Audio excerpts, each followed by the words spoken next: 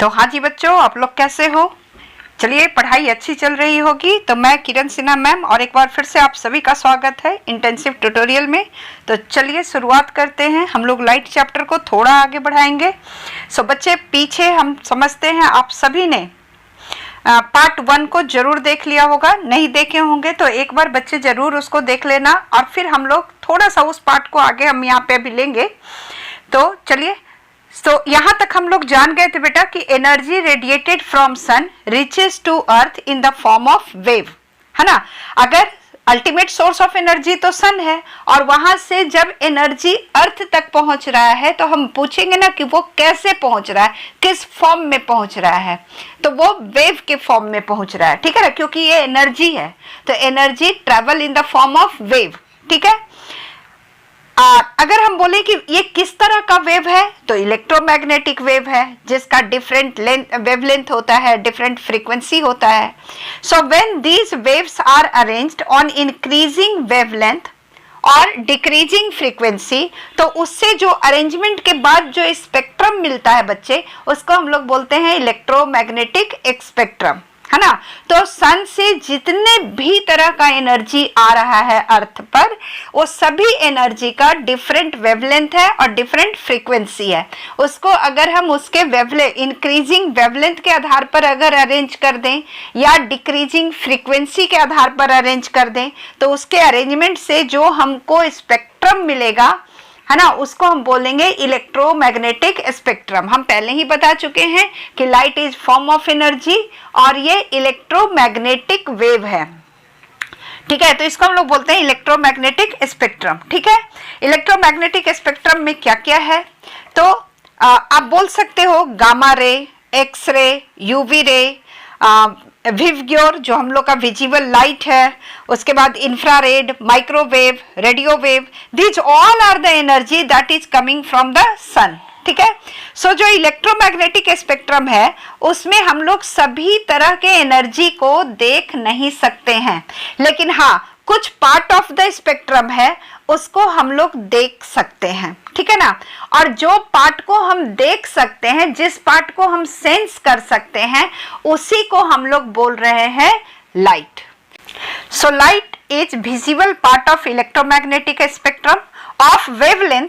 उसका wavelength 4000 Armstrong से 8000 Armstrong के बीच होता है। तो जिस वेवलेंथ का length 4000 Armstrong is unit, small unit to measure the length.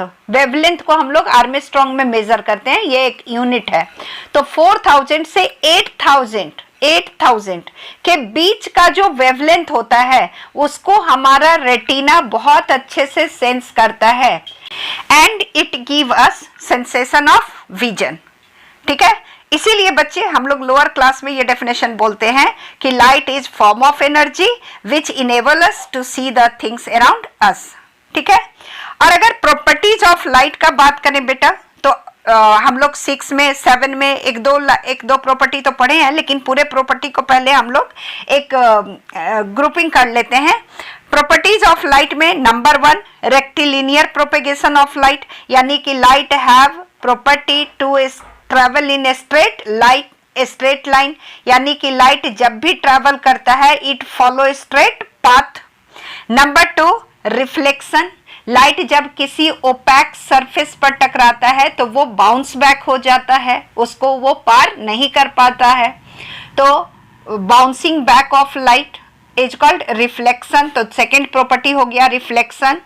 Third property refraction, जब लाइट एक ट्रांसपेरेंट मीडियम से दूसरे ट्रांसपेरेंट मीडियम में इंटर करता है, तो वो अपने ओरिजिनल पाथ से डेविएट हो जाता है। So deviation in path of light due to difference in the medium density is called refraction. एक और प्रॉपर्टी है डिस्पर्सन, है ना।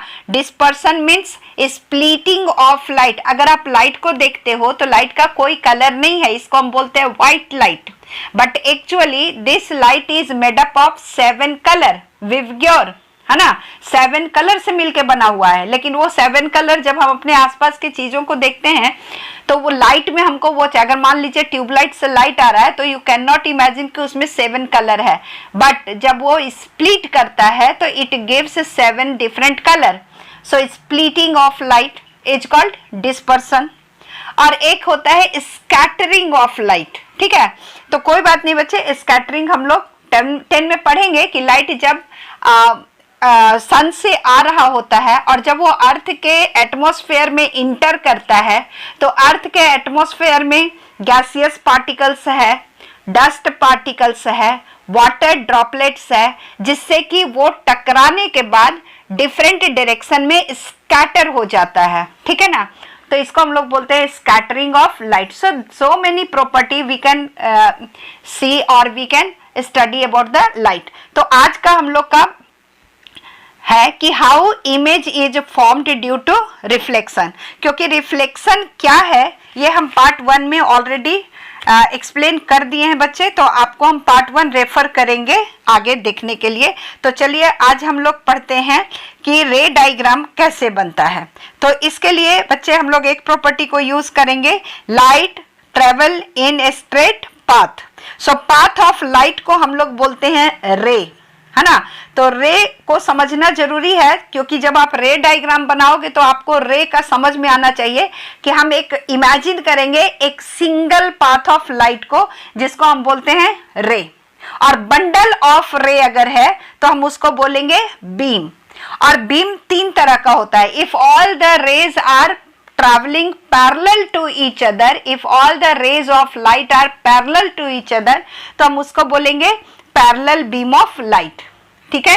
और अगर बीम ऑफ लाइट मतलब कि रे ऑफ लाइट ऐसा लग रहा है कि किसी पॉइंट ऑब्जेक्ट से निकलकर डिफरेंट डायरेक्शन में वो स्कैटर हो रहा है, डिफ्लेक्ट हो रहा है, तो हम उसको बोलेंगे डाइवर्जिंग बीम, क्योंकि वो एक पॉइंट ऑब्जेक्ट से निकलकर डिफरेंट डायरेक्शन में जा रहा है, तो उसको बोलेंगे हम लोग डाइवर्जिंग बीम। जैसे टॉर्च से जो लाइट निकलता है उसको हम लोग बोलते हैं डाइवर्जिंग बीम, क्लियर। क्योंकि टॉर्च में एक जगह से लाइट निकलकर और जब किसी वॉल पर आप उसको फोकस करते हो तो आप देखोगे वहां पर एक बड़ा गोला बनता है, यानी लाइट डाइवर्ज हुआ, एक बड़े एरिया में लाइट डाइवर्ज हुआ, उसको हम बोलेंगे डाइवर्जिंग बीम। और एक होता है बेटा कन्वर्जिंग बीम, है ना। जब एक लार्ज एरिया से लाइट आके एक पॉइंट पर फोकस हो जाता है तो हम उसको बोलते हैं कन्वर्जिंग बीम। खैर डाइवर्जिंग और कन्वर्जिंग हम लोग बाद में और थोड़ा डिटेल में बात करेंगे, लेकिन हम लोग यहाँ पर पाथ ऑलवेज शोन बाय रे, इसको ध्यान रखेंगे कि लाइट का पाथ को हमेशा हम रे के थ्रू शो करेंगे। सो हम लोग अब रे डायग्राम की बात करेंगे। तो बच्चे आज का क्लास हम लोग का डेडिकेटेड है image formation by plane mirror. तो एक बार फिर से देख लेते हैं बच्चे कि रिफ्लेक्शन जब होता है प्लेन मिरर से तो कैसा रिफ्लेक्शन होता है। तो प्लेन मिरर से ऑलवेज रेगुलर रिफ्लेक्शन होता है, क्योंकि surface of the plane mirror is smooth and highly polished. तो जब रेगुलर रिफ्लेक्शन होगा बच्चे तो angle of incidence angle of reflection के बराबर होगा and reflected rays always parallel होगा। तो आप ये समझ लो कि अगर रिफ्लेक्शन हो रहा है फ्रॉम द प्लेन मिरर तो इस डायग्राम को अगर आप ध्यान से देखोगे तो जो रे इंसिडेंट हो रहा है on the surface O A it is incident ray, O B it is reflected ray, O is the point of incidence जहां पर इंसिडेंट रे आके फॉल हो रहा है on the surface of mirror, तो उस पॉइंट को हम बोलते हैं पॉइंट ऑफ इंसिडेंस। वहीं से फिर रिफ्लेक्शन होगा उसी पॉइंट से। और एक परपेंडिकुलर हम लोग जो ड्रॉ करते हैं on the surface of mirror उसको हम बोल रहे हैं नॉर्मल। तो O N is the normal, clear है।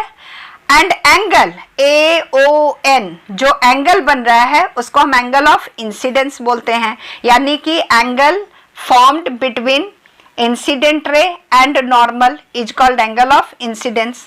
एक और एंगल बन रहा है बी ओ एन, आप इसको एंगल ऑफ रिफ्लेक्शन बोल सकते हो, यानी angle formed between reflected ray and normal, clear है। सो ये सब हम लोग पार्ट 1 में भी किए हैं, अब पार्ट 2 में भी अभी हम आपके रिवीजन के लिए कर दिए हैं। So according to law of reflection, दो चीज बच्चे हमेशा क्या ध्यान में रखना कि एंगल आई यानी कि angle of incidence always angle of reflection के बराबर होगा, चाहे रिफ्लेक्शन दुनिया में कहीं भी हो, ये दोनों एंगल आपस में बराबर होगा। Number 2, incident ray, reflected ray and normal lies on the same plane at point of incidence. Clear है?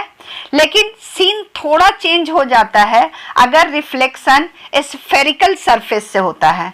तो यहाँ पर थोड़ा सा हम आपका ध्यान स्फेरिकल सरफेस पर लाना चाहेंगे बच्चे, कि अगर स्फेरिकल सरफेस से रिफ्लेक्शन हो रहा है तो नॉर्मल हमेशा उसके सेंटर से पास करेगा। नॉर्मल हमेशा स्फेयर के सेंटर से पास करेगा। आप डायग्राम में ध्यान देके देख सकते हो। So reflection when takes place through spherical mirror, normal always pass through a sphere, but I is equal to R यहाँ भी होगा।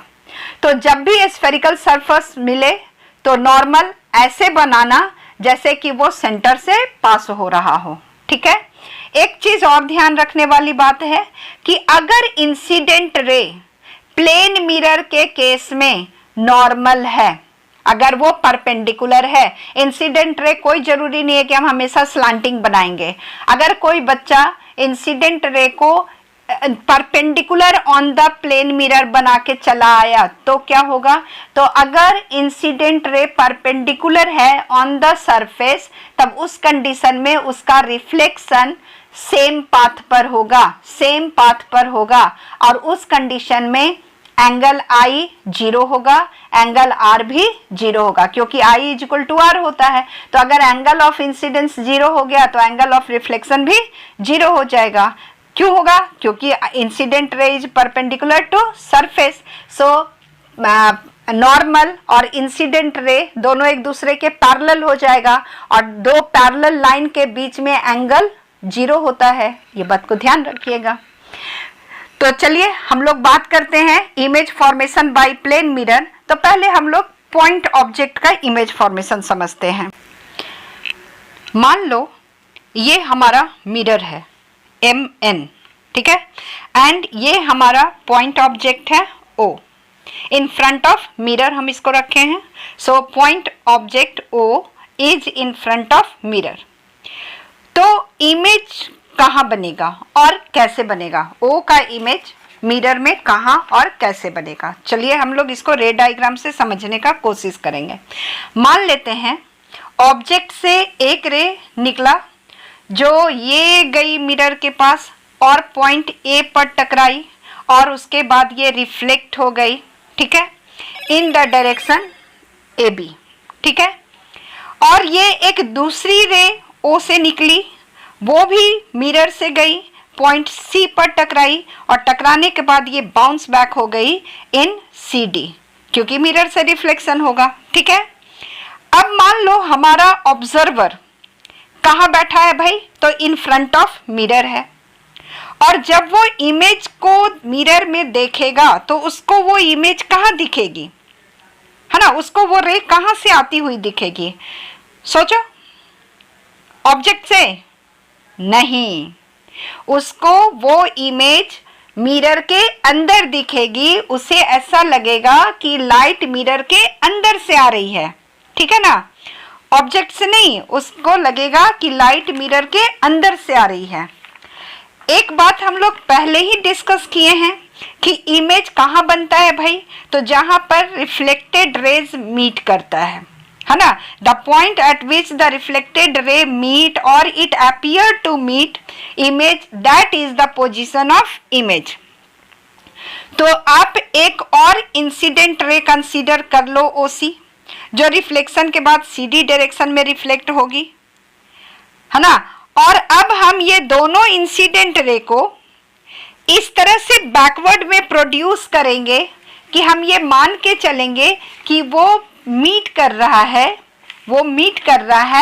एट पॉइंट I पर, ठीक है, and that point I is the position of image, वही image का position होगा।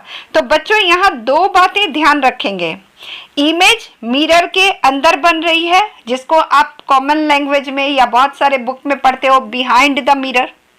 और इमेज कैसी बन रही है? अपराइट बन रही है। आप कभी भी लुकिंग ग्लास के सामने खड़ा होते हो तो आपको इमेज कैसा दिखता है? अपराइट दिखता है, ठीक है, और सेम साइज का दिखता है, ठीक है।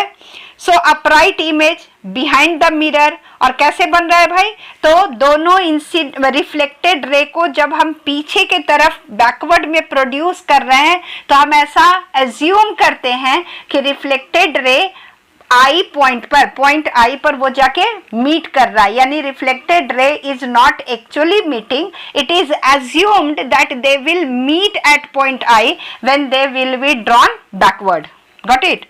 सो वेरी क्लियर हो गया कि इमेज पॉइंट इमेज जो बनेगा वो आई पोजीशन पर बनेगा, ओ का जो पॉइंट ऑब्जेक्ट इमेज बनेगा वो आई पोजीशन पर बनेगा, वर्चुअल बनेगा, सेम साइज का बनेगा, अपराइट बनेगा। Got it? So image formed by plane mirror, उसका तो क्वालिटी वही रहेगा, वर्चुअल रहेगा, सेम साइज का रहेगा, अपराइट रहेगा, चाहे वो ऑब्जेक्ट पॉइंट ऑब्जेक्ट हो, बहुत छोटा ऑब्जेक्ट हो, या एक्सटेंडेड ऑब्जेक्ट हो, बहुत बड़ा ऑब्जेक्ट हो। तो चलिए हम लोग अगला रे डायग्राम जरा समझ लेते हैं जब ऑब्जेक्ट एक्सटेंडेड है। तो मान लो बच्चों कि हम लोग के पास एक ऑब्जेक्ट है ए बी, ठीक है, और ये मिरर M1 के इन फ्रंट में रखा हुआ है। So mirror, plane mirror is M1 and object AB is kept in front of the mirror, plane mirror, ठीक है। और हम सपोज करते हैं कि ऑब्जेक्ट के पॉइंट A से 2 इंसिडेंट रे fall on the mirror at point P and Q. So what will happen? When the incident ray from point A falls on mirror at point P and Q, they will be bounce back. So incident ray at point P will bounce back in the direction P dash, and incident ray at point Q will bounce back in the direction Q dash, ठीक है। Object के एक और point से हम लोग एक, अगर आप एक एंड से लिए हो तो फिर दूसरे एंड से एक और रे हम लोग लेंगे। सपोज करते हैं कि ऑब्जेक्ट के बी पॉइंट से two more incident ray are falling on the mirror, क्योंकि ये एक्सटेंडेड ऑब्जेक्ट है, इसका ये बड़ा ऑब्जेक्ट है, तो more light is going to fall on the mirror. तो आप कम से कम इसको 2 पॉइंट, ऑब्जेक्ट के 2 पॉइंट से आप इसको लेके चलो। तो मान लेते हैं कि पॉइंट बी से 2 incident ray again falling on the mirror at point S and R. When the incident ray fall on point S, what will happen? It will be reflected in the direction S dash, and the incident ray falling on point R, it will be reflected in the direction R dash, ठीक है। अब हम मान के चलते हैं कि observer जो है वो मिरर के फ्रंट में बैठा हुआ है। तो अभी अब पीछे हम लोग पॉइंट ऑब्जेक्ट में देखे हैं, तो जितने भी रिफ्लेक्टेड रे को हम बैकवर्ड पीछे की तरफ जब हम एक्सटेंड करेंगे तो जिस पॉइंट पर रिफ्लेक्टेड रे मीट करेगा, आप अगर Q डैश को पीछे की तरफ एक्सटेंड करो, P डैश को पीछे की तरफ एक्सटेंड करो, तो इट विल प्रिटेंड दैट कि वो पॉइंट A डैश पर वो मीट कर रहा है। और अगर हम reflected ray S dash R dash को पीछे की तरफ अगर हम एक्सटेंड करते हैं तो it appears that they are meeting at point B dash. So A dash and B dash will be the position of image in the mirror. Got it? So इस तरह से हम लोग रे डायग्राम को बना सकते हैं और आपको 1-2 बार इसका प्रैक्टिस कर लेना चाहिए, ठीक है बच्चे। लेकिन ये पूरे में 1-2 चीज को हम लोग को बहुत अच्छे से ध्यान रखना होगा कि जो डिस्टेंस होगा image I is as far behind in the mirror as the object O is in front of the mirror, या ऑब्जेक्ट ए बी मिरर से जितने दूरी पर है, ए बी का इमेज भी मिरर के अंदर उतनी ही दूरी पर होगा। यानी कि distance of object from the mirror is equal to distance of image from the mirror. ये बात एकदम अच्छे से हम लोग को ध्यान रखना है, ठीक है ना। ये दोनों दूरी हमेशा बराबर रहेगा। एक बात और जो मैं आपको बताना चाहूँगी लेक्चर कंप्लीट करने से पहले, कि in your daily experience while you are looking in the mirror, what you have noticed कि when you raise your left hand it appears in the mirror that you are raising your right hand, है ना। Similarly the pocket on the left appear to be right in the image. So this interchange of the left and right side is called lateral inversion. So it is also the property of or characteristic feature of the image formed in the plane mirror. So क्या है lateral inversion? Interchange of left and right side in the image of object in a plane mirror is called lateral inversion. तो चलिए बच्चों, अगले video में हम लोग मिलते हैं रिफ्लेक्शन थ्रू स्फेरिकल मिरर। और हाँ, अगर आप चैनल पर नए हो तो यार चैनल को सब्सक्राइब कर दो, और हाँ कमेंट बॉक्स में फीडबैक डालना ना भूलना बच्चे। It gives me a lot of motivation. जब मैं आपका कमेंट्स पढ़ती हूँ मुझे बहुत अच्छा लगता है। मैं कोशिश करती हूँ आपके सारे कमेंट्स का जवाब दूँ। At least I love your comments. So ये ज़रूर करना बच्चों, अपने फ्रेंड्स के साथ में चैनल को शेयर करो ताकि चैनल ग्रो करे। ये आपका अपना चैनल है। चलिए मिलते हैं अगले वीडियो में।